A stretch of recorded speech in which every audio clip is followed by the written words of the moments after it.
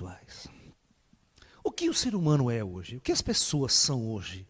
Elas são robôs, máquinas, androides, produzidas por uma cultura e produzidas por uma sociedade. Eu tenho pena dos jovens que vão para a escola e vão para as universidades. Eu tenho pena.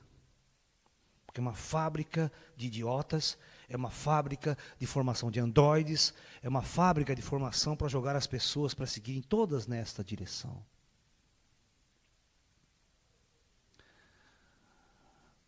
A alma está morta. Nenhuma universidade, nenhuma escola dirige o ser humano para o despertar de sua alma, de sua real estrutura interna, da sua real natureza espiritual. Nenhuma universidade está preocupada com este lado do ser. Ela está simplesmente preocupada em formar você para uma sociedade de consumo.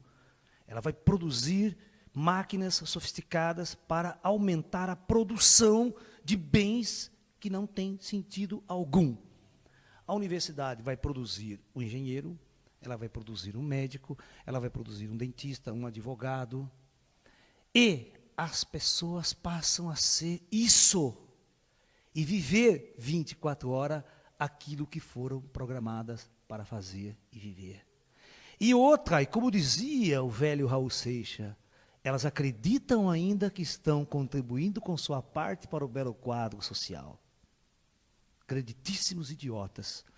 Porque, na verdade, elas estão cumprindo um programa de androide que servem aos poderosos. Porque quem sempre usufrui dos bens de trabalho e de consumo e do esforço de toda essa civilização são os poderosos. O resto que trabalha de sol a sol para sustentar a elite no poder são os miseráveis que estão aqui embaixo, os operários das indústrias, certo? Então, quando que nós vamos acordar e ouvir de verdade os grandes mestres e fazer uma grande transformação radical em nosso mundo, em nossa sociedade? Quando? Obviamente, eu nunca sou um indivíduo que promovo revoluções, peguem armas e vão derrubar o poder. Não adianta isso. Já fizeram tanto isso na história, né? E nunca deu certo, né? Eles tiram o idiota do poder, põem outro, tiram outro, põem outro, né? Vide a Revolução Francesa, né? Derrubaram aquela puta revolução, depois bota Napoleão Bonaparte no poder, né? Uma beleza, né? Um dos maiores carnificinas da história, até considerado como o primeiro anticristo, vamos assim dizer, pelas profecias aí.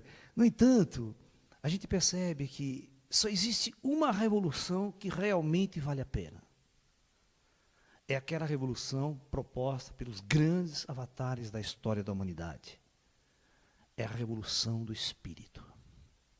Você não tem que mudar o mundo. Você não tem que mudar as pessoas. Você só tem que fazer uma coisa importante na sua existência, é mudar a si mesmo. Só isso. Se você fizer isso, você estará contribuindo de uma forma grandiosa para um grande processo de mudança de nossa civilização. Porque não adianta, se você não se transformar a si próprio, você não sabe o que fazer para transformar o outro. Por isso são os grandes idiotas que criam revoluções, pegam em armas e matam um monte de gente, fazem uma carnificina enorme em nome de ideais. E quando estão lá no poder, fazem a mesma besteira e bestialidade do que os outros que estavam lá antes dele. Porque eles não têm uma proposta de grandes transformações reais. Vide o comunismo no mundo. Uma grande proposta de unificação, de unidade, igualdade entre as pessoas. Mas para o comunismo assumir o poder, ele matou milhões. Houve uma revolução bolchevista, aquela revolução russa que matou milhões na União Soviética. E deu certo. Nós vimos que a história não funciona. Por quê? Porque não adianta você transformar o homem de fora para dentro, impor leis para ele seguir, regras políticas, sociais. Ele não vai seguir. Você tem que mudar o homem de dentro para fora. Então, a verdadeira transformação que deve ser atuada no ser humano, em primeiro plano, é a transformação que vem de dentro para fora. E como os grandes mestres nos ensinaram a fazer essa grande transformação. Se você olhar os ensinamentos de Jesus, ele sempre foi muito claro. Jesus andava numa sociedade que ele simplesmente, ele olhava as pessoas vivendo através do poder, os soldados, os sacerdotes, a riqueza, Herodes. Ele achava toda uma grande inutilidade. Um templo de pedra, por mais enfeitado que seja, não passa de um monte de pedra. Ele é vazio, ele é inócuo. Né? Quanto Jesus não discutia sobre o templo sagrado dos judeus, né? Que para Jesus não servia para absolutamente nada. Não existem templos sagrados. O único lugar sagrado que existe é o próprio ser, é o próprio homem, é lá dentro. Se você quiser buscar a Deus, você não precisa de nenhum templo sagrado, de nenhum local sagrado para se reunir lá e lá encontrar a Deus, porque é uma bobagem. Segundo Jesus, Deus sempre esteve dentro de você, lá dentro.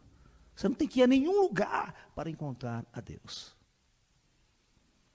Você só tem que se transformar.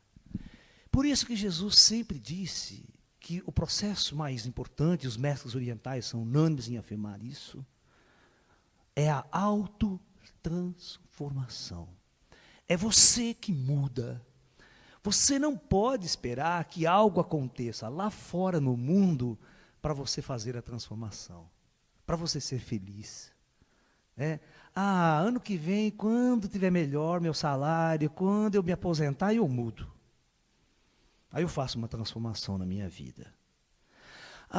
Quando meus filhos estiverem criados, quando eles estiverem com 18 anos, mando para a faculdade, aí sim eu vou estar livre, vou fazer uma mudança, uma transformação. Só que você não sabe o que o mundo e o planeta reserva para todos nós ou no seu caminho. Você pode vir à esquina, bater teu carro e se arrebentar e não tem futuro mais para você. Né? Neste projeto, nessa parte existencial.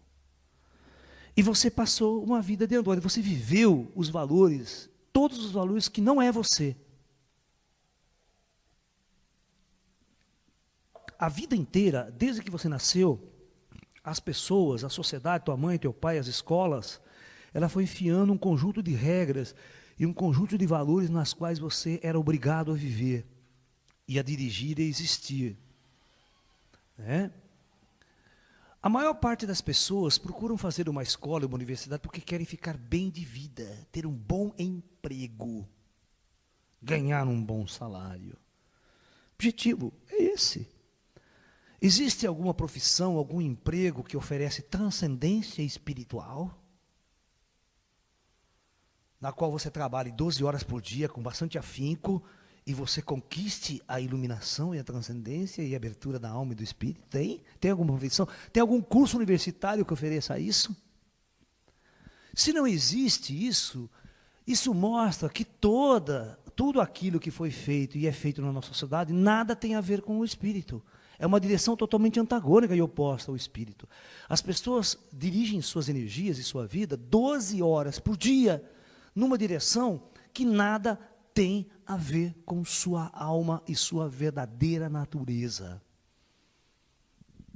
Elas trabalham 12 horas por dia para servir um patrão, ou são o patrão para coordenar os seus empregados. E, no fundo, o que às vezes é o fruto desse trabalho de tanto esforço? É um monte de porcaria sem sentido.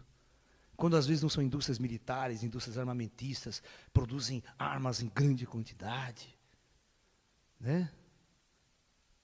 Produzem um monte de objetos sem valor e sem sentido real para a humanidade. Né? Então, quando você começa a acordar, quando você vive experiências, como eu vivi desde muito jovem, de acordar para o plano espiritual, de entrar em contato com espíritos, com inteligências avançadas, e eu começo a ver o que eu sou. Quando você tem uma experiência de projeção astral, sai do seu corpo e vê teu ser deitado ali, aquele corpo inerte, e você olha e fala, eu não sou aquilo, eu não sou aquele corpo. O que é que eu sou então? Vem aquelas perguntas. Né? Por que as pessoas nesse mundo, nessa sociedade, não acordam da mesma forma que eu acordei? Por que elas não enxergam o mesmo que eu enxerguei? Por que dia após dia, uma civilização que se acha avançada continua vivendo da forma mais primitiva e mais decadente que possa existir. Eu, às vezes, não consigo entender o cerne do ser humano. Aí, quando você analisa profundo, você percebe, né? É muito difícil desprogramar um androide. Convencer as pessoas de que elas não são advogadas, de que elas não são médicas, de que elas não são engenheiras, de que elas são algo muito maior do que tudo isso.